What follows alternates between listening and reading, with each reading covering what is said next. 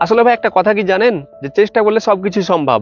আমরা শুধু মনে করেন যে অজুহাত খুঁজি, যে এটা করতে গেলে ওইটা লাগবে ওইটা নাই। কিন্তু একবার চেষ্টা করে দেখেন আর ওই আল্লাহর ওপর ভরসা করে দেখেন, আপনিও সফল হতে পারবেন।